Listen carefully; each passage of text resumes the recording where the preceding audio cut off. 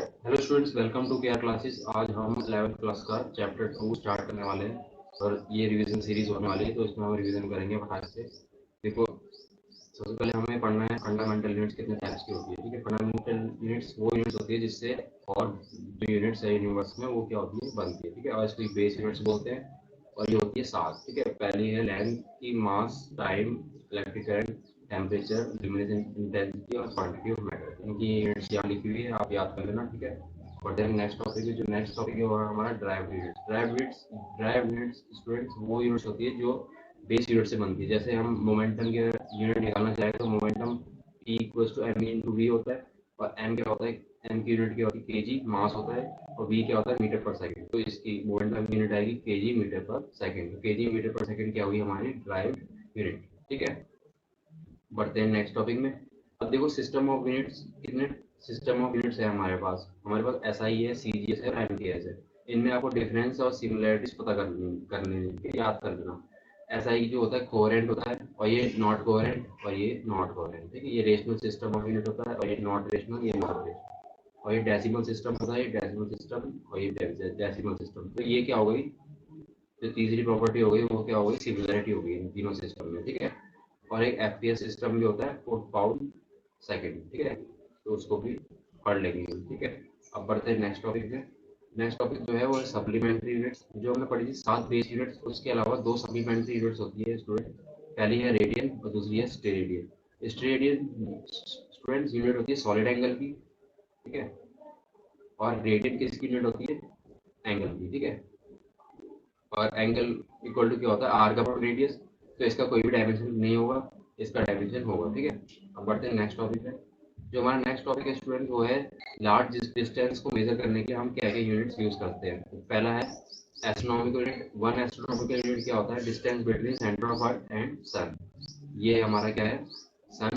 सन के सेंटर से अर्थ के सेंटर के बीच में जो दूरी होती है, उस दूरी को क्या बोलते हैं, उस डिस्टेंस को क्या बोलते हैं, एस्ट्रोनॉमिकल यूनिट।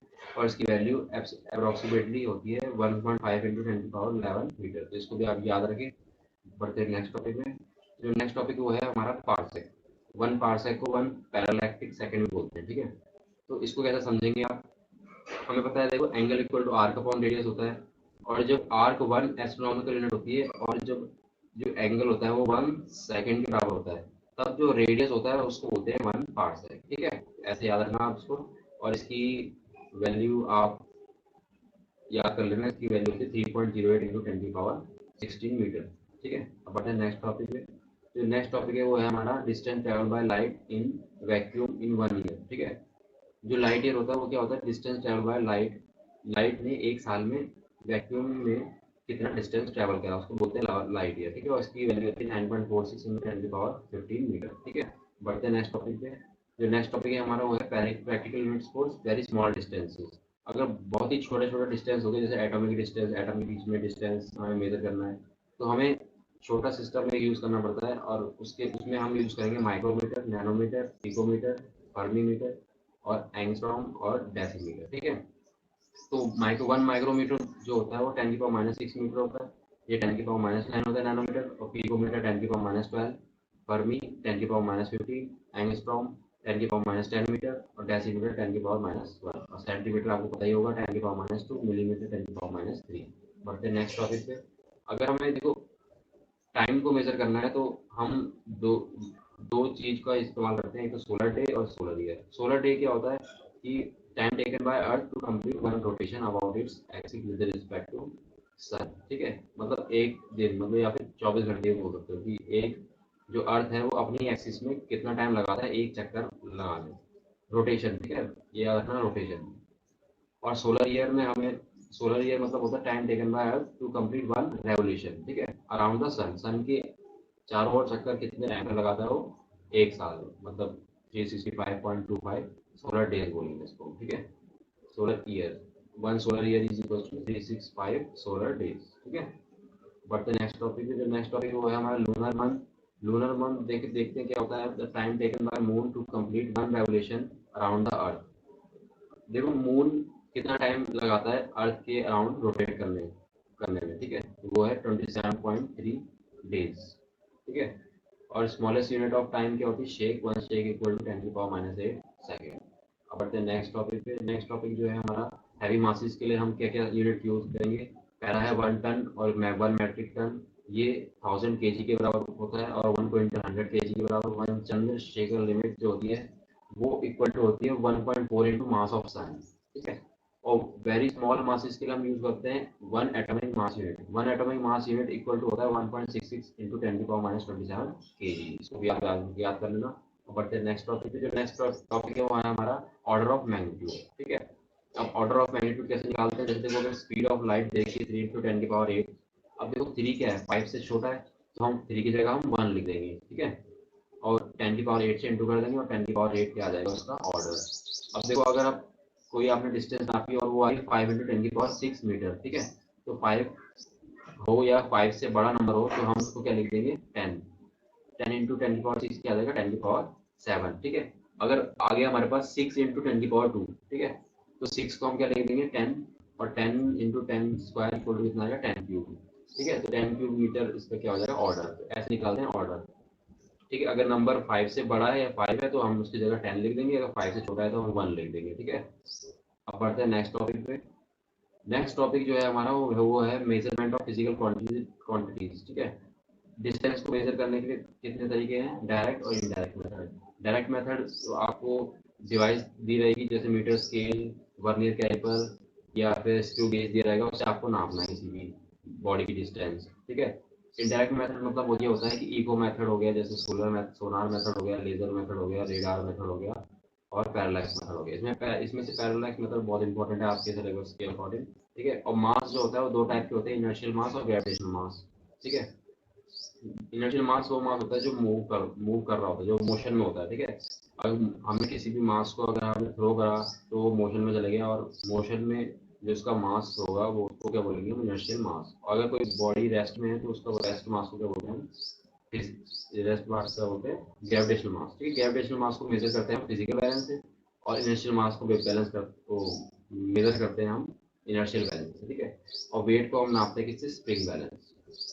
बढ़ते हैं नेक्स्ट टॉपिक पे। जो नेक्स्ट टॉपिक है हमारा टाइम। टाइम को किससे नापते हैं, clock, electrical oscillator, quarks, atomic clock, decay of elementary particles, radioactive decay, radioactive dating, ठीक है। तो बढ़ते हैं नेक्स्ट टॉपिक पे। जो नेक्स्ट टॉपिक है वो है हमारा पैरेलैक्स मेथड, ठीक है। सपोज कोई भी स्टार और प्लेनेट है, उसको हम अर्थ से 2 पोजीशन से हमने देखा, ठीक है। जो ए और बी के हैं ऑब्जर्वेशन पॉइंट, यहाँ से हमने ऑब्जर्व करा उसको, इसको स्टार को। तो जब हम उसको ऑब्जर्व करेंगे तो एक एंगल बनेगा थीटा, ठीक है। और इस थीटा को पैरेलैक्स एंगल बोलते हैं, या तो एंगुलर डायमीटर बोलते हैं ऑफ अर्थ, ठीक है। तो थीटा हमें यहाँ यूज करना है। tan थीटा इक्वल टू क्या होता है, परपेंडिकुलर अपॉन बेस। तो परपेंडिकुलर क्या हो जाएगा बी, और बेस क्या हो जाएगा एस। तो tan theta equal to B upon S. अब क्योंकि ये स्टार जो है बहुत दूर है अर्थ से, इसलिए जो एंगल होगा वो बहुत ही छोटा होगा, ठीक है। Theta theta is very small because star and planet are very far away from the Earth. तो tan थीटा की वैल्यू को हम थीटा ले लेंगे, ठीक है। तो हमारा फॉर्मूला क्रिएट हो जाएगा theta equal to B upon S. इसमें से बी याद रखना स्टूडेंट्स, बी होगा डायमीटर ऑफ अर्थ, ठीक है। बी क्या हो जाएगा डायमीटर ऑफ अर्थ, और एस क्या हो जाएगा distance distance between earth and star या प्लैनेट। एस निकालना होगा आपको, तो एस कैसे निकालोगे, बी अपॉन थीटा करके, ठीक है। अब थीटा देखो स्टूडेंट्स वो सेकंड में भी दे सकता है, ठीक है। तो इसके लिए ये कन्वर्जन आपको याद रखनी पड़ेगी। 1 डिग्री इक्वल टू होता है 60 मिनट, ठीक है। और 1 मिनट में कितना होता है 60 सेकेंड। तो 60 इंटू 60 3600 सेकेंड हो जाएगा। डबल डैश मतलब सेकेंड है, और वन डैश मतलब क्या है, मिनट। तो 1 सेकेंड इक्वल टू कितना हो जाएगा 1 अपॉन 3600 डिग्री। अगर सेकेंड को आपको डिग्री में कन्वर्ट करना है तो ये फॉर्मूला यूज करना, ठीक है। तो पहले डिग्री में कन्वर्ट कर देना, उसके बाद मैंने आपको बताया था कि एसआई यूनिट क्या होती है, एंगल की रेडियन। तो डिग्री को रेडियन में कन्वर्ट करने के लिए ये फॉर्मूला यूज करोगे। 1 रेडियन इक्वल क्या होता है 180 अपॉन पाई डिग्री, ठीक है। डिग्री की वैल्यू यहाँ रख देना, 180 अपॉन पाई से इंटू कर देना, तो रेडियन में आपका आंसर आ जाएगा, ठीक है। ऐसे आपको एंगल कन्वर्ट करना पड़ेगा, हमेशा एंगल आपको रेडियन में कन्वर्ट करना है, ठीक है। रेडियन क्या होगी एसआई यूनिट। बढ़ते हैं नेक्स्ट टॉपिक में। जो नेक्स्ट टॉपिक है वो है हमारा difference between weight and mass. Weight तो आपको पता ही है, अगर कोई इंसान खड़ा हो रखा है तो वो कितना फोर्स लगाएगा जमीन पे, उसको क्या बोलते हैं उसका वेट, ठीक है। इसका फॉर्मूला भी होता है mg। और मास क्या होता है, quantity of matter contain in the body. किसी बॉडी में कितना मास कंटेन होता है। जैसे अगर इसके इसमें 10 पार्टिकल है और एक पार्टिकल का मास ग्राम 1 ग्राम है, तो क्या हो जाएगा, उसका मास 10 ग्राम हो जाएगा। ठीक है, कितनी क्वांटिटी है उसके अंदर।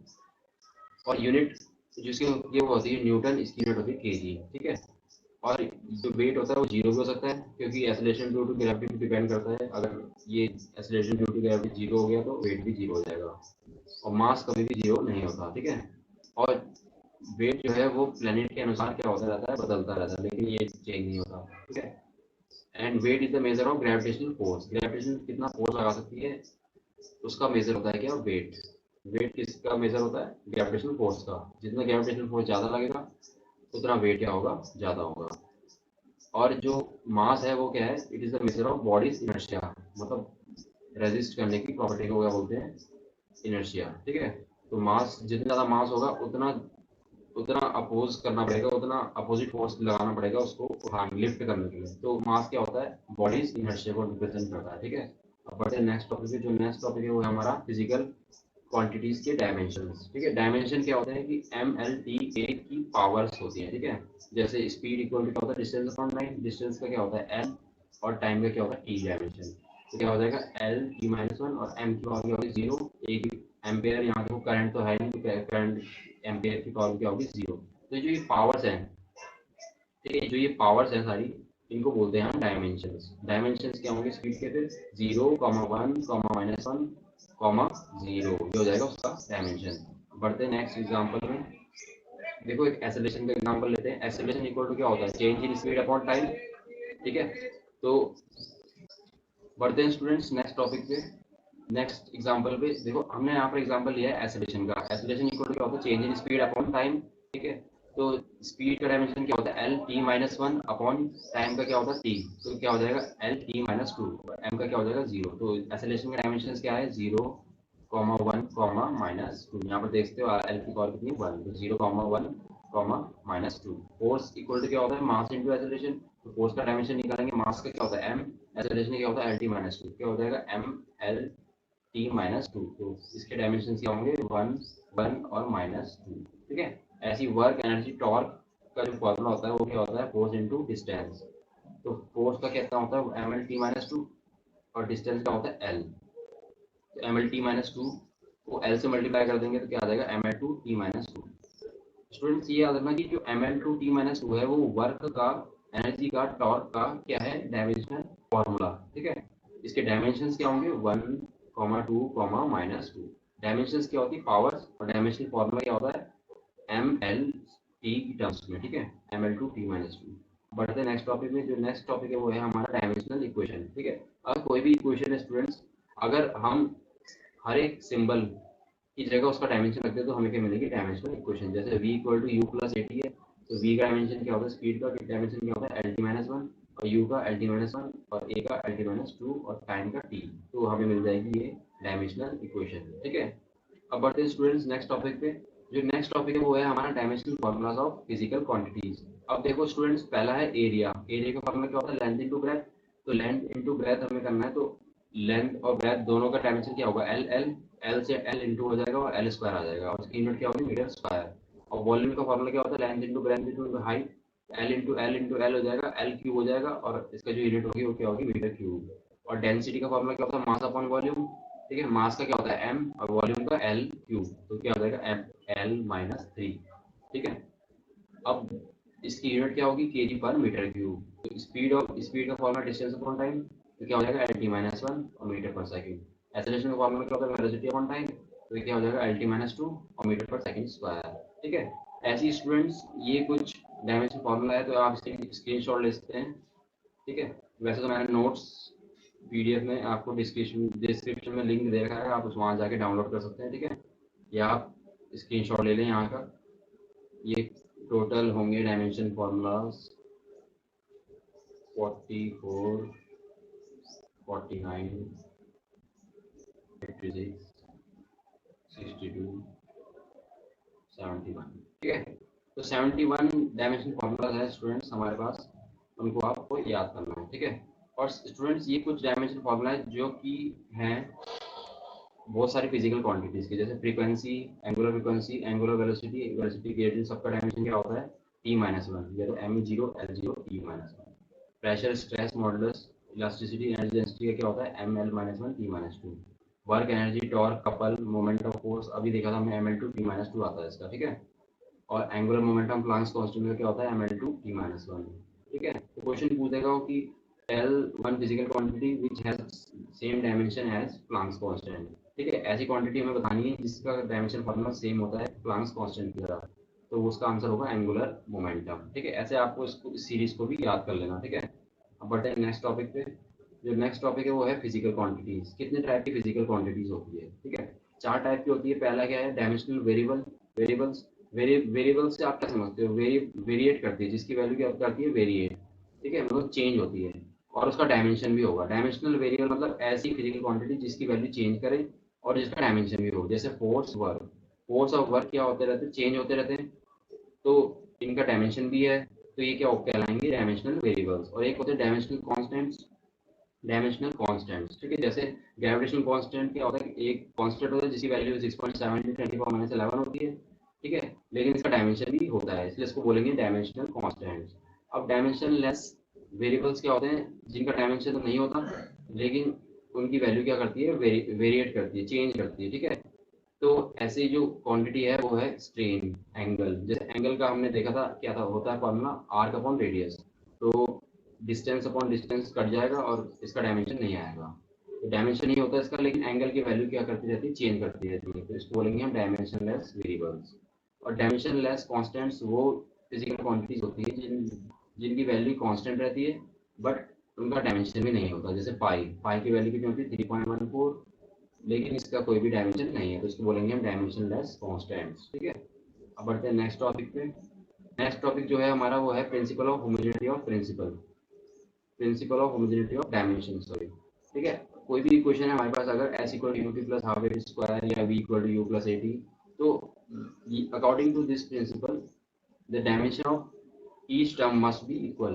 कोई भी इक्वेशन है, जैसे सपोज हम ए इक्वल टू बी प्लस सी करते हैं, ठीक है, अगर ये कोई भी फिजिकल इक्वेशन है, करेक्ट इक्वेशन है, तो ए का डायमेंशन, बी का डायमेंशन और सी का डायमेंशन सबका क्या होगा, इक्वल होगा। ये कहता है हमारा प्रिंसिपल ऑफ होमोजेनिटी, ठीक है। जैसे s equal to u t plus half a t square है, तो आप लेफ्ट हैंड साइड का डायमेंशन निकालें, एस का क्या होता है एल, और यू टी का क्या होता है यू टी, यू का क्या होता है LT-1, ठीक है, और टी का क्या होता है टी, और ए का कितना होता है LT-2 और फिर इंटू टी स्क्वायर, ठीक है। अब टी स्क्वायर से टी स्क्वायर कैंसिल हो जाएगा, एल प्लस एल हो जाएगा। अब students length L plus L कितना आएगा, देखो अगर हम कोई भी लेंथ, जैसे 2 मीटर की लेंथ है हमारे पास, इसमें हम 3 मीटर की लेंथ को प्लस करें तो कितना आएगा, 5 मीटर की लेंथ आ जाएगी, ठीक है। लेकिन ये भी क्या है लेंथ है, 5 मीटर भी क्या है लेंथ है, तो इसका डायमेंशन भी क्या रहेगा एल ही रहेगा, ठीक है। तो हमारा आर एच एस का डायमेंशन क्या आएगा एल, और एल एच एस का भी कितना है एल, तो therefore the given equation is dimensionally correct, ठीक है।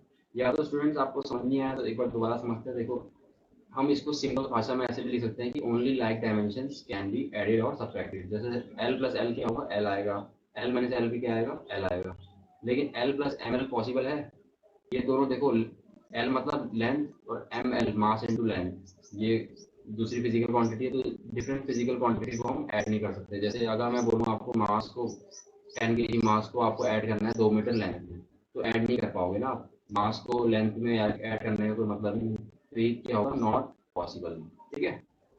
तो ये था हमारा principle of homogeneity, only like dimensions can be added और सब्ट्रैक्टेड, ठीक है। अब बढ़ते हैं नेक्स्ट टॉपिक पे। जो नेक्स्ट टॉपिक है वो है यूजेस ऑफ डायमेंशनल इक्वेशंस। पहला यूज है इसका to check the correctness of a physical relation, ठीक है।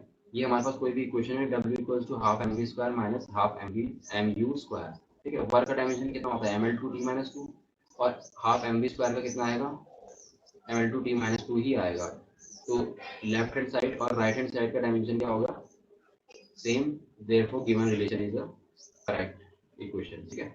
ये इक्वेशन क्या है करेक्ट, इस तो डायमेंशन की मदद से हम पता लगा सकते हैं कोई भी इक्वेशन करेक्ट है या रॉन्ग है, ठीक है। अब बढ़ते हैं नेक्स्ट यूज पे। जो नेक्स्ट यूज है वो है टू ड्राइव एनी फार्मूला या फिर to capitulate the forgotten formula. जो फार्मूला हम भूल गए हैं उसको दोबारा से रिमेंबर करने के लिए, ठीक है। तो टू ड्राइव एनी फार्मूला, अब देखते हैं इसको। सपोज एक क्वेश्चन है हमारे पास, force on a body depends on its mass and acceleration. ठीक है, किस कोई भी फोर्स जो है वो मास पे डिपेंड करती है और एक्सेलरेशन में, तो हम क्या लिख देंगे F directly proportional to mass की पावर x और एक्सेलरेशन की पावर y। ये इक्वेशन आपको समझ में आ गई। ठीक है, x इसलिए लिख देंगे क्योंकि हमें पता नहीं है कितनी कैसे डिपेंड करती है, स्क्वायर या इनवर्सली डिपेंड करती है या डायरेक्टली प्रोपोर्शनल है या इसका स्क्वायर या क्यूब। ठीक है, तो इसलिए हम पावर के ले लेंगे x और f की पावर के ले लेंगे हम a की पावर के ले लेंगे हम y। ठीक है, तो force is directly proportional to m की पावर x a की पावर y। अब देखो दोनों तरफ हमें डायमेंशन ले लेना है। ठीक है, फोर्स का डायमेंशन क्या होता है m t माइनस टू और मास का डायमेंशन क्या होता है m। ठीक है, और m की पावर x, एक्सेलरेशन का डायमेंशन क्या होता है lt माइनस टू उसकी पावर y। तो हमारे पास आएगा m की पावर x, l की पावर y और t की पावर माइनस टू y। ठीक है, और इस तरफ हमारे पास m की पावर 1 है, इस तरफ हमारे पास m की पावर x है, तो दोनों कंपेयर करेंगे तो x इक्वल टू कितना आएगा 1। ठीक है, और y इक्वल टू क्या आएगा 1। तो 1 1 हम यहाँ पर थर्ड इक्वेशन में रख देंगे, हमारे पास आएगा f directly proportional to m m1 m की पावर 1 और a की पावर 1। और जब हम इक्वल करेंगे तो एक कांस्टेंट आएगा k, f इक्वल टू क्या आ जाएगा हमारे पास k ma। तो हमारे पास आ गया ये फॉर्मूला। तो इस तरीके से हम कोई भी फार्मूला को क्या कर सकते हैं, ड्राइव कर सकते हैं। हमें पता होना चाहिए कि वो क्वांटिटी किस किस चीज़ पे डिपेंड करती है। ठीक है, अब बढ़ते हैं नेक्स्ट टॉपिक पे। जो नेक्स्ट टॉपिक है वो है हमारा to convert one system of units to another. एक सिस्टम ऑफ यूनिट्स को हमें अनदर सिस्टम ऑफ यूनिट में कन्वर्ट करना है। इसलिए हम इसके लिए हमें फिजिकल क्वांटिटी का पता होना चाहिए। जैसे हमारे पास सपोज अगर फिजिकल क्वांटिटी वर्क है तो इसमें एम एल, इसका डायमेंशन हमें लिखना है ml2t-2। यहाँ पर जो m की पावर होगी वो क्या लेंगे हम a। ठीक है, a इक्वल टू 1 होगा वर्क के लिए, और l कितना होगा 2, तो b कितना होगा 2। ठीक है, और c कितना हो जाएगा -2। ठीक है, ऐसे हमें ए बी सी मिल जाएगा उसके डायमेंशन फॉर्मूले से। ठीक है, अब देखो ये जो क्वांटिटी है इसको हम एक सिस्टम में हम ऐसे लिख सकते हैं n1 u1 n1 into m1 की पावर a, l1 की पावर b और t1 की पावर c। ठीक है, सपोज ये लिख सकते हैं हम, ये सपोज अगर SI सिस्टम है। ठीक है, और ये सपोज सीरियस सिस्टम है दूसरा। ठीक है, तो दूसरे सिस्टम में क्या लिखेंगे हम q equals to n2 u2 m2 की पावर a l2 की पावर b। अब आप सोच रहे होंगे m1 क्या होगा, l1 क्या होगा, t1 क्या होगा। देखो SI के लिए m1 क्या होता है, मास किस में लेते हैं केजी में, तो m1 कितना होगा 1 kg। ठीक है, और SI में l1 कितना होता है 1 मीटर, 1 मीटर लेंगे, और t1 कितना लेंगे 1 सेकंड। ठीक है, आपको ये पता होना चाहिए। जैसे सीजीएस में हम डिस्टेंस किस में नापते हैं सेंटीमीटर में, तो सेंटीमीटर लेंगे। L2 और मास किस में नापते हैं ग्राम में, तो ये सीजीएस है। ठीक है, सीजीएस सिस्टम, सीजीएस सिस्टम में हम मास किस में नापते हैं केजी में नहीं, ग्राम में। ठीक है, तो 1 ग्राम लेंगे, m2 कितना लेंगे 1 ग्राम, l2 कितना लेंगे 1 सेंटीमीटर, टाइम कितना लेंगे 1 सेकंड। तो ऐसे आपको m1 l1 t1 m2 l2 t2 पता लगाना है। ठीक है, सिस्टम के अनुसार। ठीक है, तो q equals to n1 u1 है और q equals to n2 u2 है।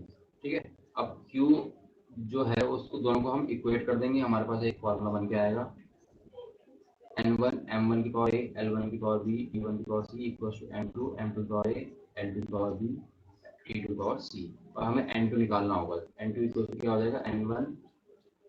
ठीक है, n2 इक्वल्स टू कितना होगा n1 और m1 अपॉन m2 हो जाएगा, पावर कितनी हो जाएगी a। ठीक है, l1 अपॉन l2 पावर कितनी हो जाएगी b, t1 अपॉन t2 की पावर c। ठीक है, अब सपोज एक एग्जांपल लेते हैं हम, ये क्वेश्चन है हमारे पास, कन्वर्ट 1 जूल इनटू अर्ग्स। ठीक है, अब हमें पता है अर्ग किसकी यूनिट होती है सीजीएस की। ठीक है, तो दूसरा सिस्टम हमारे पास क्या आ गया सीजीएस सिस्टम, और पहला सिस्टम क्या है हमारे पास, जूल। जूल वाला सिस्टम, जूल किस में लेते हैं हम यूनिट एसआई में। ठीक है, तो n1 क्या हो गया 1 जूल को हमें कन्वर्ट करना है अर्ग में, कितना अर्ग होगा वो, तो m1 अभी मैंने बताया था आपको एसआई में किस में नापते हैं केजी में, तो 1 kg हो जाएगा। l1 कितना हो जाएगा 1 मीटर, t1 इक्वल टू क्या हो जाएगा 1 सेकंड। और सीजीएस में क्या होगा m2 1 ग्राम, l2 कितना होगा 1 सेंटीमीटर, और t2 इक्वल टू क्या होगा 1 सेकंड। ठीक है, और वर्क का हमें फॉर्मूला लिखना है। ठीक है, देखो क्वेश्चन में दे रखा था 1 जूल को कन्वर्ट करना है, तो जूल किसकी यूनिट होती है वर्क की, और वर्क का डायमेंशन क्या होता है ml2t-2। तो a की वैल्यू क्या आएगी 1 और b की वैल्यू 2, c की वैल्यू -2। ठीक है, अब बढ़ते हैं नेक्स्ट स्टेप में। नेक्स्ट स्टेप में हम क्या करेंगे, फॉर्मूला यूज करेंगे। n2 इक्वल्स टू क्या होगा m1 upon m2 l1 upon l2 t1 upon t2। m1 कितना है 1 kg, SI वाला लेंगे m1 l1 t1। SI में लेंथ मीटर में नापते हैं 1 मीटर, और टाइम सेकंड में 1 सेकंड हो जाएगा। और m2 इक्वल्स टू हो जाएगा 1 ग्राम, L2 1 सेंटीमीटर और T2 1 सेकेंड। अब देखो केजी से ग्राम तो कटेगा नहीं, इसलिए केजी इक्वल टू 1000 ग्राम और metre equal 1 metre equal to 100 centimetre. Centimetre centimetre cut जाएगा और ग्राम से ग्राम कट जाएगा। और 100 का स्क्वायर क्या होगा 10 की पावर 4, ठीक है, और 1000 है 10 की पावर 3, तो टोटल आ जाएगा हमारे पास 10 की पावर 7, ठीक है। तो 1 जूल इक्वल टू होता है 10 की पावर 7 अर्ब्स, ठीक है। ऐसे हम किसी भी सिस्टम ऑफ यूनिट्स को दूसरे सिस्टम में हम क्या कर सकते हैं, कन्वर्ट कर सकते हैं with the help of dimensional analysis, ठीक है। अब बढ़ते लास्ट यूज में। लास्ट यूज है वो है हमारा to find the dimensions of constants. कोई भी कांस्टेंट्स है किसी भी इक्वेशन में तो उसके डायमेंशन हमें निकालना है। जैसे अगर p plus a upon b square है into d minus b equal to R T है, ठीक है, ये इक्वेशन। देखो p और a अपॉन बी स्क्वायर क्या हो रहे हैं, ऐड हो रहे हैं, ठीक है। तो मैंने आपको बताया था कि दो क्वांटिटी तभी ऐड हो सकती है जब उनका डायमेंशन क्या हो सेम। तो p का डायमेंशन और a बाई वी स्क्वायर का डायमेंशन क्या होगा, सेम। और यहाँ पर हमें बोल रखा v क्या है, वॉल्यूम। v का डायमेंशन क्या होता है, v का डायमेंशन क्या होता है एल क्यूब, ठीक है। v का डायमेंशन क्या होता है एल क्यूब। तो v स्क्वायर का डायमेंशन हो जाएगा 3 2 6, एल 6 हो जाएगा, ठीक है। तो एल 6 इंटू पी, ए का डायमेंशन होगा। पी का डायमेंशन क्या होता है, पी यहाँ पर क्या है, प्रेशर, ठीक है। प्रेशर का डायमेंशन कैसे निकालोगे आप, प्रेशर इक्वल टू होता है फोर्स अपॉन एरिया, और फोर्स का डायमेंशन क्या होता है एम एल टी माइनस 2 और एरिया का एल स्क्वायर। तो M L minus 1 T minus 2 ये लिखा हुआ है इंटू एल, एल की पावर 6 हो जाएगा, 6 माइनस 1 5 हो जाएगा। तो आंसर आ जाएगा ए का एम एल 5 टी माइनस 2 जो यहाँ लिखा हुआ है, ठीक है। और देखो v और b दोनों ऐड हो रहे हैं या सब्ट्रैक्ट हो रहे हैं, सब्ट्रैक्ट हो रहे हैं, तो v और b का डायमेंशन क्या होगा, सेम। और v क्या है, वॉल्यूम, वॉल्यूम का डायमेंशन क्या होता है एल क्यूब, तो b का डायमेंशन क्या निकल के आ जाएगा एल क्यूब। ऐसे हम कॉन्स्टेंट्स के डायमेंशन भी निकाल सकते हैं with the help of dimensional analysis, ठीक है। अब बढ़ते हैं हम लिमिटेशंस में। डायमेंशनल एनालिसिस की देखो स्टूडेंट्स 3 लिमिटेशंस हैं, वैसे तो चार चार पाँच भी हैं, आप 3 याद कर लो वही बहुत है, ठीक है। तो पहला इसमें ये है कि हम ट्रिग्नोमेट्रिकल और एक्सपोनेंशियल फंक्शन को यूज नहीं कर सकते, ठीक है, डायमेंशनल एनालिसिस में। और दूसरी लिमिटेशन ये है कि डायमेंशनल एनालिसिस हमें ये नहीं बताता कि कोई भी फिजिकल क्वांटिटी स्केलर है या वेक्टर है, ठीक है। और लास्ट ये है कि अगर अगर सपोज फिजिकल कोई भी फिजिकल क्वांटिटी वो 3 से ज़्यादा क्वांटिटी पर डिपेंड करती है तो हम उसको सॉल्व नहीं कर पाएंगे उस इक्वेशन को। जैसे अगर कोई भी क्वांटिटी है वो डिपेंड कर रही है मास में भी, लेंथ पे भी, एरिया पे भी, ठीक है। और एक और होगा सपोज हीट पे डिपेंड कर रही है, डब्ल्यू। तो देखो इसको सॉल्व करना कॉम्प्लेक्स हो जाएगा, चार वेरिएबल्स हो जाएंगे और हमें हमें इक्वेशन कितनी मिलेगी, हमें इक्वेशन मिलेगी 3 ही, तो हम सॉल्व नहीं कर पाएंगे, ठीक है। तो it can not be used to drive the exact form of physical relation if the physical quantity depends upon more than 3 quantities, ठीक है। ये हो गई 3 लिमिटेशंस। अब स्टूडेंट्स हम पढ़ लेते हैं माइंड मैप। देखो ये जो चैप्टर है, इस चैप्टर में आपको पैरेलैक्स मेथड पढ़ना है न्यूमेरिकल के लिए, साइंटिफिक नोटेशन के बारे में पढ़ लेना और ऑर्डर ऑफ मैग्नीट्यूड, ठीक है। प्रिंसिपल ऑफ होमोजेनिटी पक्का पढ़ के जाना, इसमें न्यूमेरिकल आएगा। और एप्लीकेशन ऑफ डायमेंशन जो है मैंने बताई आपको 5 डायमेंशन की एप्लीकेशंस, उनको आप याद कर लेना। और फंडामेंटल ड्राइव यूनिट्स के बारे में पढ़ के जाना, ठीक है। और सिस्टम ऑफ यूनिट्स के बीच डिफरेंस, एसआई, सीजीएस, एमकेएस के बीच में डिफरेंस, और लाइट ईयर, पार्सेक और एस्ट्रोनॉमिकल यूनिट को पक्का याद रखना आप, ठीक है, ठीक है। और जो आपको अगर नोट्स ये तो डिस्क्रिप्शन में आप जाके इसको डाउनलोड कर सकते हैं नोट्स को, ठीक है। Okay, thank you students.